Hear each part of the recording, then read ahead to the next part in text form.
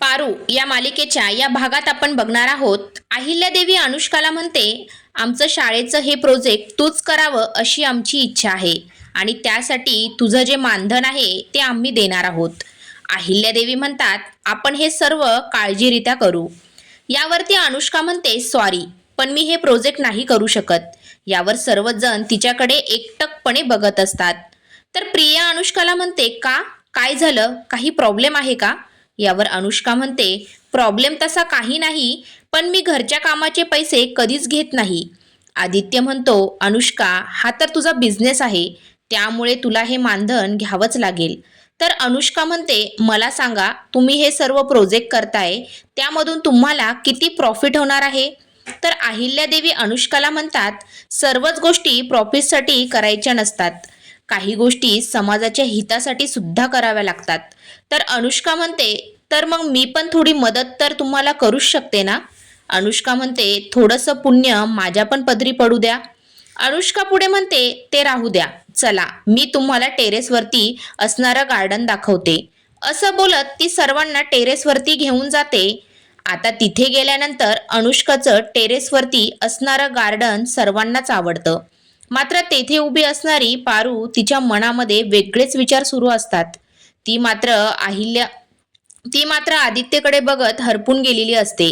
ती मनातल्या मनात विचार करत म्हणते, आज माझ्यामुळे हे किर्लोस्कर कुटुंब आनंदित राहायला हवं. ती विचार करते की मी सकाळी उठल्यानंतर आदित्य सरांच्या चेहऱ्यावरती हसू कसं येईल याचाच निश्चय करत असते.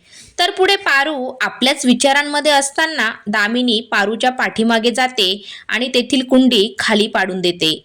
आता ती कुंडी खाली पडल्यामुळे सर्व ठिकाणी मातीच माती होऊन जाते. खाली कुंडी पडली आहे हे बघितल्यावर अहिल्यादेवींना वाटतं की ही कुंडी पारूनेच पाडली असावी. यावर अहिल्यादेवी मोठ्याने ओरडत पारूला म्हणते, किती धांदरट आहेस तू, सदानकदा काही ना काही नुकसान करतच असतेस. यावर दामिनी मुद्दामच म्हणते, हो ना वहिनी, पारू अशीच अशीच करते. दामिनी पारूला म्हणते, पारू काय करून ठेवलंयस तू, जेव्हा बघावं तेव्हा नुकसान करत असते.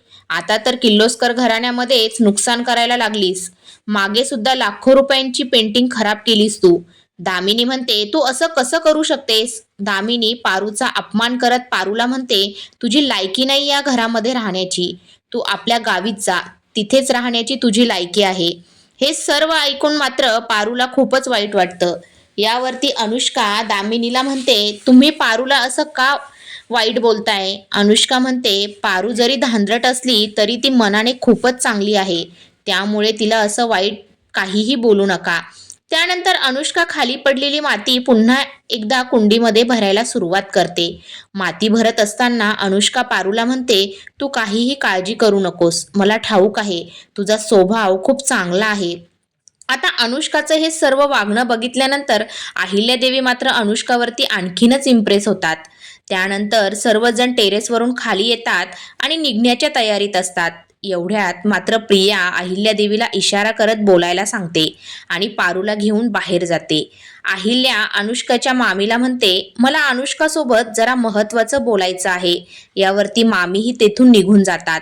अहिल्यादेवी अनुष्काला म्हणतात, तुझे विचार, तुझी वर्तवणूक मला खूपच आवडली आहे. प्रत्येक संकटाला एकदम योग्य रीतीने सामोरे जातेस.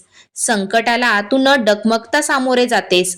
तुझ्यासारखी कणखर मुलगी मी अजून बघितली नाहीये. अहिल्यादेवी अनुष्काला म्हणतात, तुझ्यासारखी सोज्वळ मुलगी माझ्या आदित्याच्या आयुष्यात यावी असं मला वाटतं आणि तुझ्यासारखी मुलगी माझ्या आदित्याच्या आयुष्यात आली तर माझं अर्ध टेन्शन दूर होईल.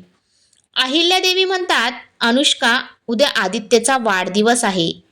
मला त्याला सरप्राईज गिफ्ट द्यायचं आहे आणि त्याचा वाढदिवस स्पेशल करायचा आहे. म्हणून तू जर आदित्यशी लग्न केलं तर बरं होईल. यावरती अनुष्का म्हणते, मी तुमच्या बोलण्याचा आदर करते, पण हा निर्णय खूपच मोठा आहे. मला यासाठी वेळ हवाय. यावरती अहिल्यादेवी म्हणते, हो तू नक्कीच वेळ घे आणि तुझ्यावरती कोणत्याच प्रकारची जबरदस्ती करणार नाही. शेवटी हा प्रश्न तुझ्या आयुष्याचा आहे.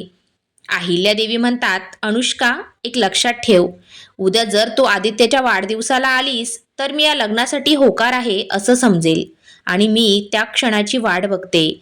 असं बोलत अहिल्यादेवी तेथून निघून जातात. त्यानंतर अनुष्का मात्र आपल्याच विचारांमध्ये मग्न होऊन जाते. त्यानंतर आपण असं बघणार आहोत की अहिल्यादेवी रात्रीच्या वेळेस मोहनला फोन लावतात आणि सांगतात की उद्या आदित्यला काहीही काम सांगू नकोस, आपण सर्व मीटिंग्स हँडल करू. तेवढ्यात तेथे पारू येते.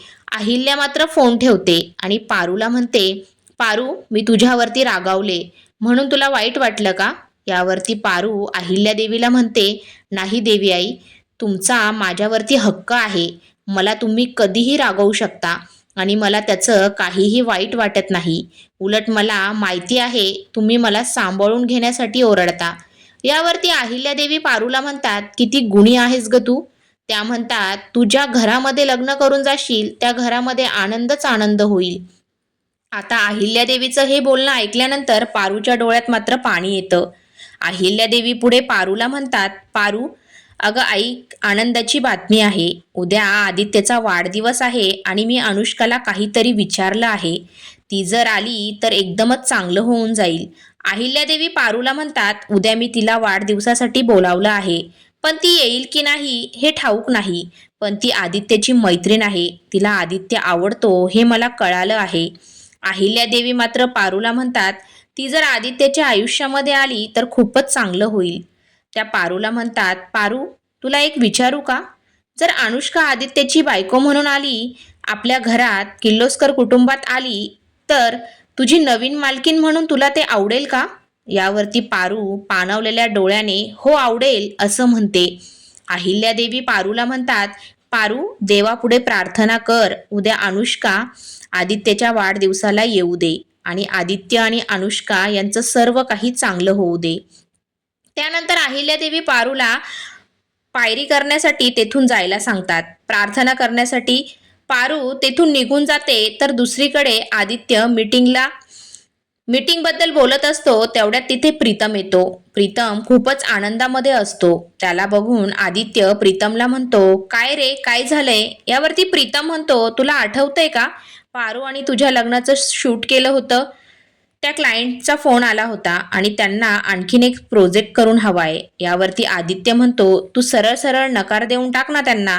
यावरती प्रीतम म्हणतो, नाही रे दादा, त्यांना पुन्हा एकदा आणखीन एक प्रोजेक्ट हवाय.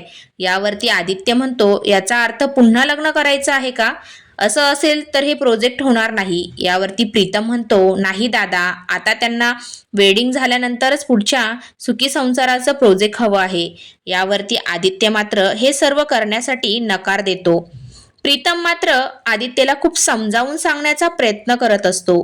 तो आदित्यला म्हणतो, मी सर्व काही सांभाळून घेईल, तू काहीही काळजी करू नकोस. आदित्य मात्र त्याच्याच विचारांमध्ये मग्न होऊन जातो. पारू आणि त्याच्या शूटिंगचा व्हिडिओ बघत असतो.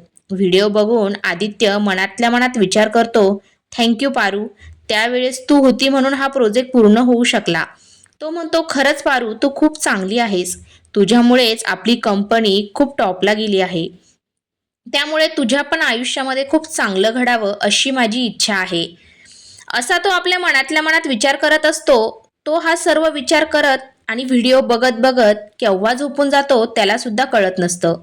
त्यानंतर दुसरीकडे मात्र पारूला दिवसभरातलं जे काही घडलेलं प्रकरण असतं, सर्वांचं बोलणं तिला आठवत असतं. मनोमन विचार करत पारू खूपच रडत असते. झोपण्याचा खूपच प्रयत्न करत असते, मात्र तिला झोप काही लागत नसते.